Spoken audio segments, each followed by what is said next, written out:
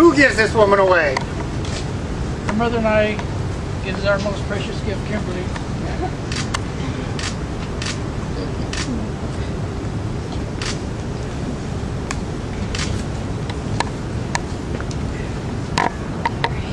On behalf of Matthew and Kim, I would like to welcome all of you to this most joyous celebration. Please have a seat. It's nice and warm out here today. I think William Goldman said it best when he said, marriage is what brings us together today. Marriage, that blessed arrangement, that dream within a dream. Matthew and Kim have invited all of you to bear witness to the confirmation of their love. This wedding marks the beginning of a new phase in Kim and Matthew's lives. Although some of you may think that their meeting was chance or destiny or just good fortune, the reality is it was a well-orchestrated plan. Kimberly likes people to think that she was the nonchalant, passive recipient of Matthew's affection. The reality is Kimberly actively sought Matthew out and beguiled him with her wit, her charm, and her beauty. Matthew, being an ordinary mortal, had little choice but to fall madly in love with her. Kim's search began as so many modern romances do, on Facebook. In between videos of cats playing piano and advertisements for vacation homes in Manitoba, Kim stumbled across pictures from her friend's backpacking trip. Her eye was immediately drawn to a handsome, debonair young man. He had gorgeous eyes and a winning smile. The picture simply took her breath away. She quickly realized she was looking at an advertisement for an Old Spice. Then she saw another picture.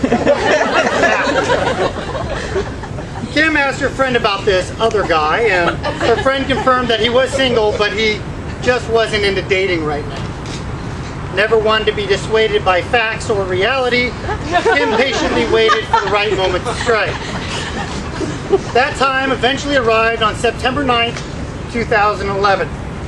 Matthew was moping around a friend's barbecue party. He tells people that his date backed out on him at the last minute, but there are some doubts. It has something to do with the fact that he claimed to have met her in Niagara Falls. I'm not clear on the details. Anyway, Kim's friend, the one with the backpacking pictures, sent Kim a text saying, "Get over to the party quickly, Matt's here." So Kim saw her chance. She put the half gallon of Dreyer's Thin Mint ice cream, non-dairy of course, back into the freezer, changed out of her pajamas and put on her best, "Yeah, I know I'm cute" outfit, and hustled on over to the party. Kim likes to play down the moment as though she was totally cool. But the sweaty palms and the woozy head were not caused simply by the mid-September heat. She feigned interest in more hiking pictures in order to spend more time with him, all the while knowing that he would not be able to resist her wit, her beauty, and her charm. And Matthew simply just didn't stand a chance. If it wasn't obvious from the first handshake, which lasted somewhere between overly friendly and stalker, by the end of the evening it was clear that Matt was hooked. Not one to waste time, he romantically tossed Kim his cell phone and asked her to put her number into the phone. He apparently didn't know if he'd be able to work his own phone. He was so smitten by her beauty. In fact, he was so smitten that on their first date, he told her that she was going to marry him. Kim pretended like she was surprised and tried to be coquettish, but having little or no previous experience with anything simply coquettish-like, she just smiled and gave a small laugh. She knew that with the hook seated firmly in Matthew's heart, she proceeded to reel him in, fillet him, add some secret herbs and spices, and here he stands before us perfectly cooked. Matthew, you are about to marry a very special woman. Kim is kind-hearted, true to herself, and has the ability to make all those around her better simply by calling her a friend. She will be a wonderful companion to you. Always treat her with respect and kindness, and you will never be disappointed. Kim, Matthew is generous, devoted, and passionate. Cherish his love. He has time and again proven that love to you. Respect his feelings and trust his judgment, and you'll always have someone you can depend on. The word wedding derives from an Old English word wed, which means to wager or to redeem a pledge. In olden times, grooms were required to acknowledge living arrangements and property divisions and any other promises out loud, typically in front of heavily armed relatives and townspeople. Seems we have the appropriately armed relatives and townspeople, so it's only appropriate that the bride and groom share their vows.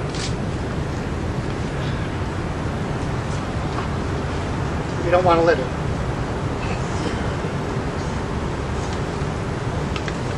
Kimberly, do you take Matthew to be your husband, to love him and treasure him, to be at his side in sorrow and in joy?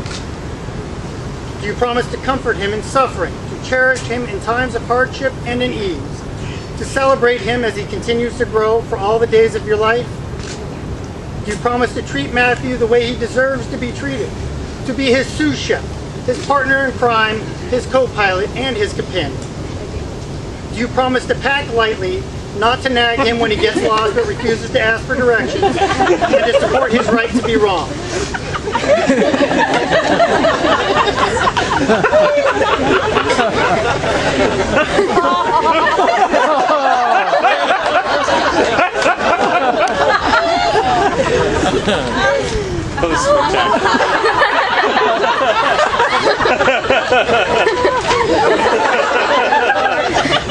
Matthew, do you take Kimberly to be your wife, to love her and treasure her, to be at her side in sorrow and in joy? Do you promise to comfort her in suffering, to cherish her in times of hardship and in ease, to celebrate her as she continues to grow for all the days of your life? Do you promise to treat Kimberly with respect, to pretend to listen when she talks, and to accept that no matter how wrong she is still right? You promise to take out the garbage, to kill spiders and other bugs, and threaten Kimberly's safety, and to pack snacks that are nutritious and tasty? Do you promise to be her Zen rock, her foundation, her sounding board, and her friend? Will you encourage her in her pursuits and her dreams, and offer an encouraging word of caution when necessary? Will you lend her cousin $20 without asking and not ask about the loan in front of others?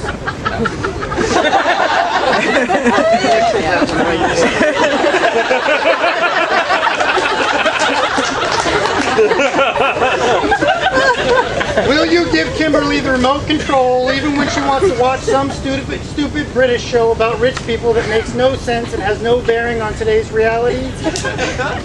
Do you promise to pump the gas, check the oil, and pay someone to do the real maintenance on the vehicles? Will you remember that Kimberly's eyes are up here? Do you promise to love her no matter what? To remember that nobody's perfect, no matter what she might think, and try to refrain from saying, "I told you so"? I will. Do you promise to be a source of humor, a shoulder to cry on, an ear to listen, a calm sea during rough weather, a mighty force of protection, a never-ending source of compassion, and a better husband than you ever thought possible?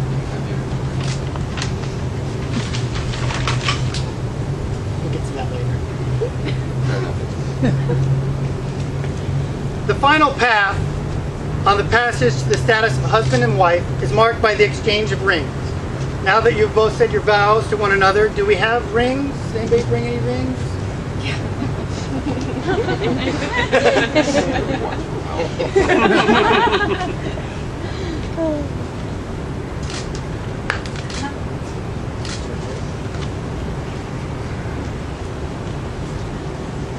The wedding ring is the outward and visible sign of an inward and spiritual bond which unites two loyal hearts in endless love.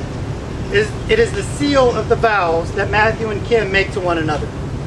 These rings are a sign to everyone that you know and meet that you have a loving and committed relationship.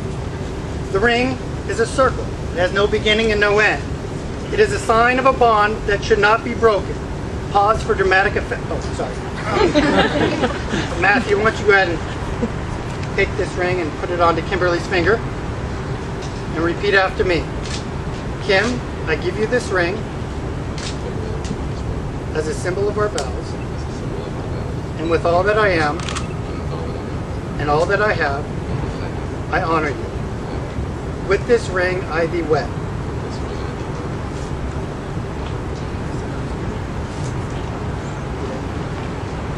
Matthew, I give you this ring Matthew, I give you this ring as a symbol of our vows, as a symbol of our vows, and with all that I am with all that I am and all that I have, and all that I have. I honor you. With this ring, This ring, I thee wed. A wise man once gave me a piece of advice that has made all the difference in my marriage, and I want to share that with you now. When you're wrong, say you're sorry. When Kim's wrong, shut your mouth. Before I pronounce them husband and wife, the bride and groom would like to get a group picture of everybody. So after the wedding party has left, if we can all join back there and we'll get our pictures taken together. But by the power vested in me, it is my distinct pleasure to pronounce you husband and wife. You may kiss the bride.